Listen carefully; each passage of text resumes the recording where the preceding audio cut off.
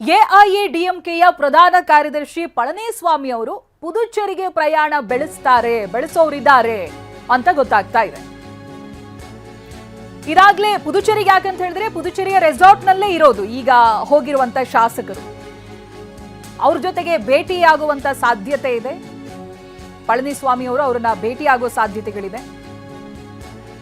ಭೇಟಿಯಾಗಿ ಅದೇನ್ ಮಾತುಕತೆಗಳು ನಡೆಯುತ್ತೆ ಯಾಕೆಂತ ಹೇಳಿದ್ರೆ ಪ್ರತಿ ಬೆಳವಣಿಗೆ ಕೂಡ ಬಹಳ ಆಶ್ಚರ್ಯವಾಗಿ ಕಾಣಿಸ್ತಾ ಇದೆ. ಏನಾಗುತ್ತೆ ಮುಂದೆ ಅನ್ನೋ ಪ್ರಶ್ನೆಗಳನ್ನ ಹುಟ್ಟಾಕುತ್ತೆ.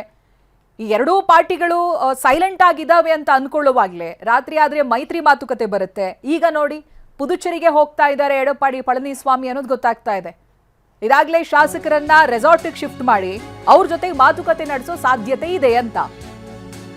ಅಲ್ಲಿಗೆ ರೆಸಾರ್ಟ್ ರಾಜಕೀಯ ಇನ್ನಷ್ಟು ಜೋರಾಗಿ ನಡೀತಾ ಇದೆ. 25ಕ್ಕೂ ಹೆಚ್ಚು ಶಾಸಕರು ಪುದುಚೇರಿಯ ರೆಸಾರ್ಟ್ ನಲ್ಲಿದ್ದಾರೆ. ಅವರನ್ನ ಅಲ್ಲಿ ಶಿಫ್ಟ್ ಮಾಡಲಾಗಿದೆ. ಎಐಎಡಿಎಂಕೆ ಶಾಸಕರಿಗಾಗಿ ಮತ್ತೊಂದು ರೆಸಾರ್ಟ್ ಅನ್ನ ಬುಕ್ ಮಾಡಲಾಗಿದೆ. ಈಗಾಗಲೇ ದಿ ಶೋರ್ ತ್ರಿಶ್ವಂ ರೆಸಾರ್ಟ್ ನಲ್ಲಿ 20 ರೂಮ್ ಬುಕ್ ಆಗಿದೆ. ಹೆಚ್ಚು ಶಾಸಕರು ಸ್ಥಳಾಂತರ ಆಗ್ತಾ ಇರೋ ಹಿನ್ನೆಲೆ ಮತ್ತೊಂದು ರೆಸಾರ್ಟ್ ಅನ್ನ ಬುಕ್ ಮಾಡಿದ್ದಾರೆ. ಬಹುಶಃ ಇನ್ನೊಂದಷ್ಟು ಜನ ಶಾಸಕರು ಪುದುಚೇರಿ ಅಂತ ಬರ್ತಾರೆ ಅಂತ. ಎಐಎಡಿಎಂಕೆಯ 47 ಶಾಸಕರ ಪೈಕಿ 25 ಶಾಸಕರು ರೆಸಾರ್ಟ್ ನಲ್ಲಿರ್ತಾರೆ. ಒಂದು ರೆಸಾರ್ಟ್ ಬುಕ್ ಮಾಡಿದ್ರು, ಇದೀಗ ಮತ್ತೊಂದು ರೆಸಾರ್ಟ್ ಬುಕ್ ಮಾಡೋದಕ್ಕೆ ಬುಕ್ ಆಗಿದೆ ಅನ್ನೋದು ಗೊತ್ತಾಗ್ತಾ ಇದೆ. ಎಐಎಡಿಎಂಕೆ ಹೆಸರಿನಲ್ಲಿ ಅವರುಗಳ ಶಾಸಕರಿಗಾಗಿ ರೆಸಾರ್ಟ್ಗಳು ಬುಕ್ ಆಗ್ತಾ ಇದೆ.